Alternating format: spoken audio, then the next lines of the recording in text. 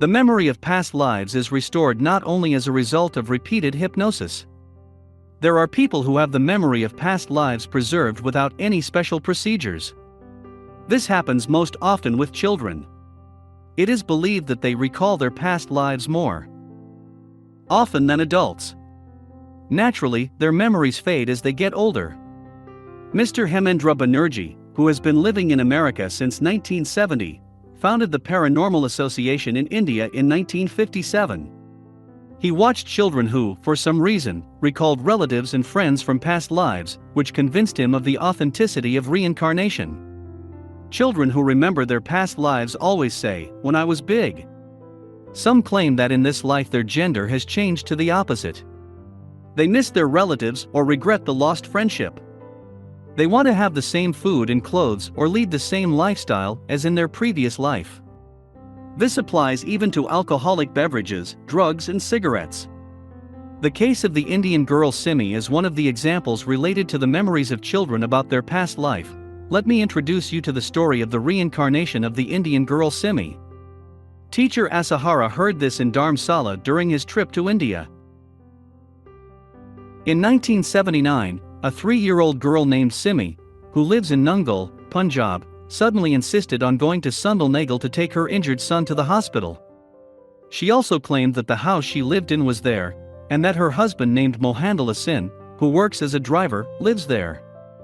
Due to financial problems, her family did not meet her halfway. There were economic reasons for this. However, a year later, her father's affairs forced the family to move to a town called Srapat near Sundalnagala. When the father found out about the existence of a man named Mohandala Sin, who works as a bus driver in the same area, he decided to visit him with his daughter. In March they went to Sundalnagal. When they were close to their destination, Simi took her father with her. Approaching one of the houses, she joyfully shouted, "Dad, this is my house," and listed all the neighbors.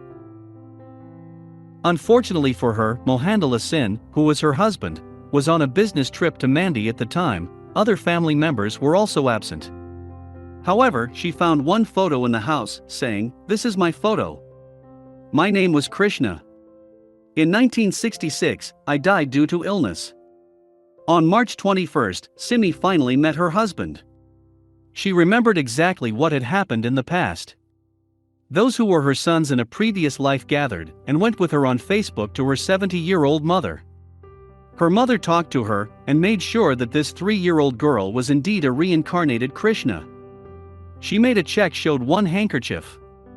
Simi said, "Mom, you once made me a dress from the same material. I remember it very well. It's just a pity that due to illness I didn't have to wear it." Thus, since Simi's memories were so accurate and her relatives were still alive, it was proved that she was indeed the reincarnation of Krishna. The mystery of the little American. There was a tragedy in the family of Henry and Eileen Rogers. Running across the street, he was hit by a truck, and his 12-year-old son Terrence died. The grief-stricken parents could not get used to the idea that their only child was no more. 3 years later, 38-year-old Eileen gave birth to a second boy.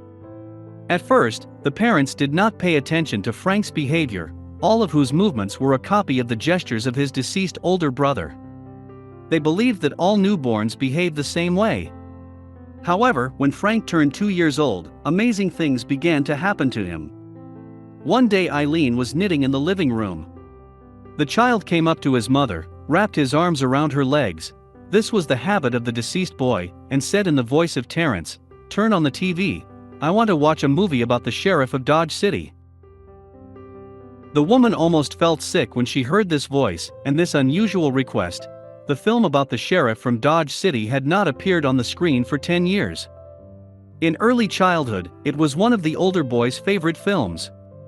How did Frank know the name of the movie? Hardly any of the adults could remember an old photo.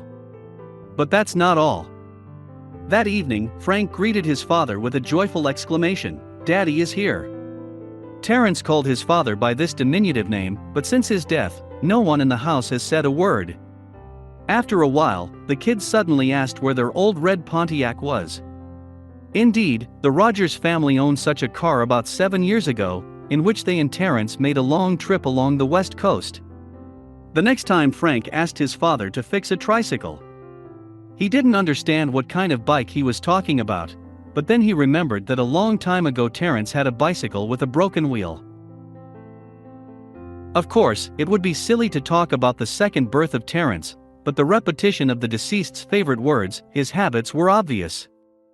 For example, the little dog Toots was suddenly baptized into Butch.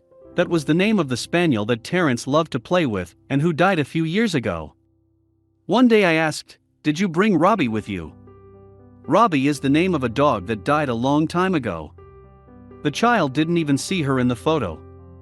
In the end, the parents decided to turn to a priest they knew, and he, in turn, recommended a psychiatrist to them. The child was shown photos of Terence's classmates, his teachers, distant relatives, cousins. The doctor was amazed. Frank called everyone by name, listed their habits, recalled some episodes that happened to this or that schoolboy long before Frank was born.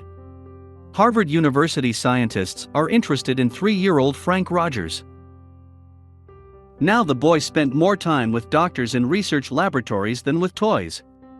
But the mystery of the little American was never solved.